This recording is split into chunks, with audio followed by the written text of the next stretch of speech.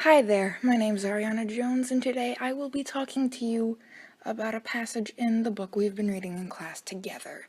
The passage is on pages 140 and 141 in our books, and the book, of course, is Glass Castle by Jeanette Walls.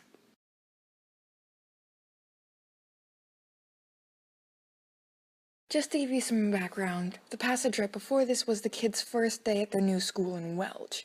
Jeanette got beaten up by her fellow students during recess because she was poor and white and smelled weird. Also, her coat didn't have any buttons. Anyway, she and all her siblings were ostracized by the other children. They were called names like dirty, poor, and ugly. Needless to say, their first day at school was not good. The passage begins with the kids returning home from school and facing their parents. None of them actually say what happened at school. All Jeanette says is, it was good, and the other kids simply brush off the questions.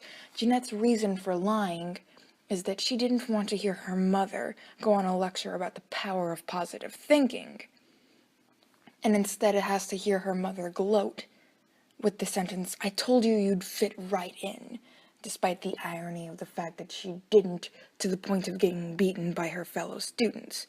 The irony of the positive thinking sentence, though, is that although Jeanette seems very against positive thinking in this phrase, or maybe it's just against her mother, Jeanette herself does think very positively, although she's frequently very down-to-earth and she thinks of her mother's positive thinking as foolhardy. Jeanette herself does think very positively. She demonstrates this exact positivity later in this passage. Another interesting thing about Jeanette is the diction she uses. She uses very intelligent wording like asphalt and paralytic, and yet at the same time she uses very childish words. For example, pretty wicked, butt in, whooping, or whiner. This shows the contrast in Jeanette, where despite being a child, a very young child, she's still very intelligent and mature for her age. How do we know this? She's very honest and logical. At one point in time, she says, "They called me poor and ugly and dirty, and it was hard to argue the point."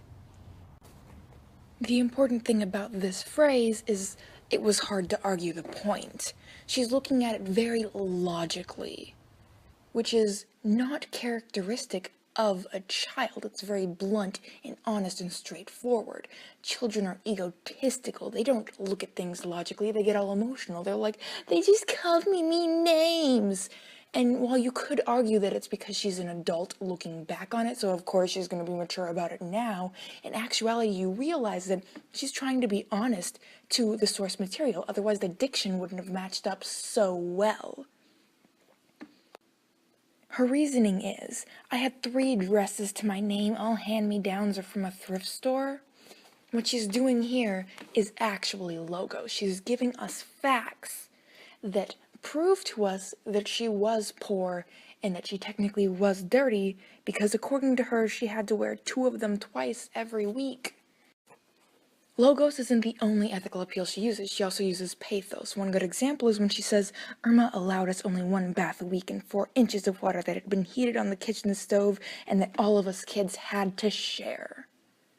Just think about that for a second. 1 bathtub, 4 kids. That's already bad enough because they're all growing up. Add in the fact 4 inches of water for 4 kids once a week. It's no wonder they were dirty and smelled bad and scared all the other kids with their nastiness. And so now you're thinking about her suffering and, oh, poor Jeanette. See, you're sad because she's sad. And guess what? Now you are on Team Jeanette because you know what? That wasn't fair. Irma was wrong. Irma's a witch. Those kids were bullies. Poor Jeanette, this was bad. I am so sad for her. And you know what the brilliance of this is? Now that you're on Team Jeanette, you're gonna believe whatever Jeanette tells you to. So it's ethos and pathos all wrapped up into one neat little package. Let's start looking at the relationships Jeanette has with people. This actually sheds a lot of light on relationships with a couple of different people. The first one I want to focus on is her relationship with Denisha the bully. When she talks about Denisha, there's a repetition of a certain word, smile. When she first mentions it, she said, "Watched me with her smile while we all waited on the asphalt playground for classes to start." And this is a much more negative version of the smile. Near the end of the passage, however, she says, "I'd seen Denisha smile a few times with genuine warmth, and it transformed her face. With a smile like that, she had to have some good in her." It's here she starts talking about trying to befriend her bully.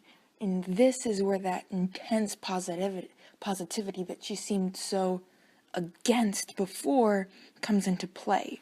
Because not a lot of children think, "Man, I'm being bullied. You know what? I think I'm going to become friends with my bully." Most either run away or tell a teacher or both.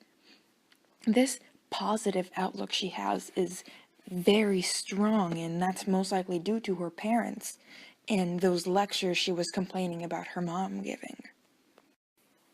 This is important because it addresses the theme of family and parenthood. What does it take to make a good parent? Even though they don't follow the typical societal norms, they don't do as every family we would expect would do, their daughter is still modeling those virtues that society upholds. They want children to be happy and positive, and these parents are giving happy and positive children to society. So it brings up the question, are they really that bad of parents? In this passage, Jeanette actually seems to think so. While she does uphold respect for her father and not wanting to sound like a whiner when telling him about the problem, she also admits that he's rarely sober, and she was afraid that if she told him, he'd show up at her school snockered or drunk and make things even. I chose this passage because I was so shocked by the transition that Jeanette made from not wanting to hear another lecture about the power of positive thinking to, "I hoped for a while to befriend Denisha." The definition of positive thinking. I think that shows that Jeanette isn't conscious at this age of how much her parents are influencing her. That she doesn't realize how well her mother's words are working, and how she is becoming who she is because of her parents. And that itself is also a theme in this book. Her identity, and her identity because of her parents. And this is a very strong passage because of it, because at this point in time she doesn't realize it.